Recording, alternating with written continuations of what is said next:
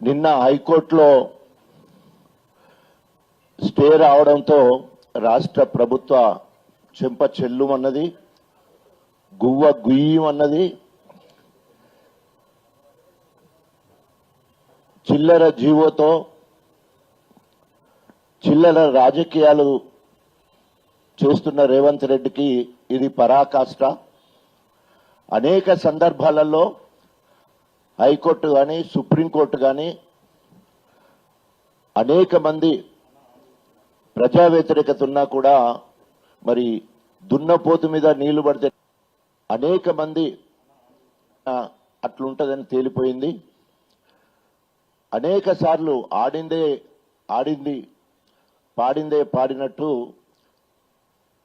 GO విషయంలో బీసీల 42% reservation అమలు పరచడానికి ఓసారేమో రాజ్యాంగబద్ధంగా 42% అమలు పరుస్తా అంటాడు. రెండవది పార్టీ పరంగానైనా నేను 42% ఇస్తా అంటాడు.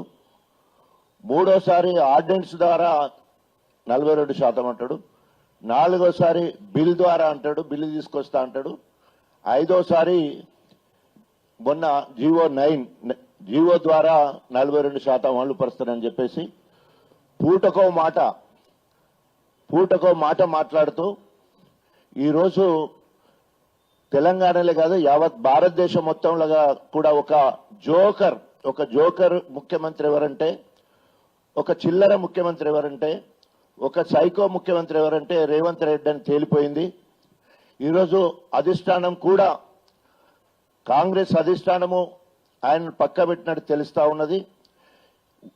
తుమ్మితే ఊడిపోయే ముక్కులాగా ఈరోజు రేవంత్ రెడ్డి పరిస్థితి ఉన్నది.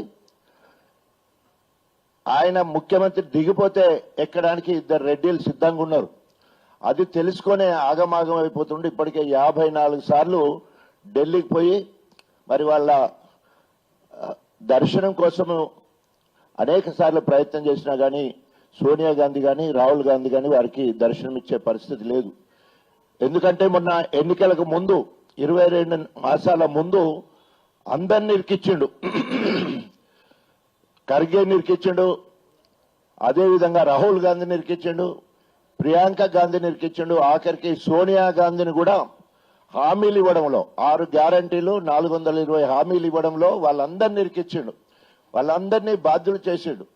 కానీ ఏ ఒక్కడి కూడా నెరవేరక ఈరోజు గ్రామాలలో తిరుగుతున్నప్పుడు కాంగ్రెస్ మీద బగ్గున మండిపోతా ఉన్నారు ప్రజలందరూ కూడా. ఇవన్నీ చూసిన తర్వాత దిక్కుతోచని పరిస్థితులలో కుడిదిలో పడ్డ ఎలుక లెక్క రేవంత్ రెడ్డి కొట్టుకునే పరిస్థితి కనబడతా ఉన్నది. ఈ 2 నెలల పాలనలో సాధించింది ఏంటంటే అన్ని రాష్ట్రాల కంటే ఓ ముఖ్యమంత్రిగా మరి ఢిల్లీకి పోవడమే కాకుండా కేంద్రంలో ఉన్న బడాబాయి మోడీ లేదా అనుచర మంత్రులను కలిసే విషయంలో ఎక్కువ సార్లు కలిసిన ప్రతిపక్ష సీఎం ఎవరన్నా ఉన్నారంటే అది మరి రేవంత్ రెడ్డి అని తేలిపోయింది. ఆయన అనేక అబద్ధాలు ఆడి దివాలాకోరు తనంతో ముఖ్యమంత్రి అయినా కూడా అది నిలుపుకునే పరిస్థితి లేక ఈరోజు మరి కింద మీద అయిపోతా ఉన్నాడు. సో మరి 2 సహచర కేబినెట్ మంత్రులు సిద్ధంగా ఉన్నారు. వాళ్ళు కూడా మాటికి ఢిల్లీ పోయి కలుస్తా ఉన్నారు. పెద్దలు ముహూర్తం కోసమే ఎదురు చూస్తున్నట్టు కనబడతా ఉన్నది. సో ఈరోజు 42% రిజర్వేషన్ బీసీలకు కల్పిస్తానని ఆశపెట్టి నమ్మించి నట్టేట ముచ్చినట్టు బీసీ వర్గాలన్నీ కూడా ఈరోజు కాంగ్రెస్ ప్రభుత్వం మీద రేవంత్ రెడ్డి మీద బగ్గున మండుతున్నారు.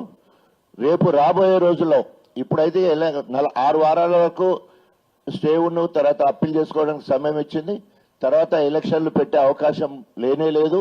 ఎందుకంటే ప్రజల దగ్గరికి వెళితే కర్రు గాల్చి వాత పెట్టడానికి ప్రజలు సిద్ధంగా ఉన్నారని ఏ రిపోర్ట్ చూసినా కూడా ఈరోజు కాంగ్రెస్ ప్రభుత్వానికి రేవంత్ రెడ్డికి వ్యతిరేకంగా ఉందని చెప్పేసి తెలియజేసుకుంటూ ఇప్పటికైనా సిగ్గు శరం ఉండేది ఉంటే రేవంత్ రెడ్డి ఇచ్చిన హామీల మీద మరి ఒక చిత్తశుద్ధితోటి ఒక్కొక్కటిగా నన్ను క్షమించండి, ఇప్పటివరకు 22 నెలలైనా ఏం చేయలేకపోయినా ఇప్పటి నుండి ఒక్కొక్కటిగా చేస్తానని చెప్పేసి ఇంకా ప్రజలకు అప్పీల్ చేసుకొని పోతే ఆయన ప్రజలు ఏమైనా క్షమిస్తారు, లేకపోతే కర్రు కాల్చి వాత పెడతాడని హెచ్చరిస్తూ సెలవు తీసుకుంటాం.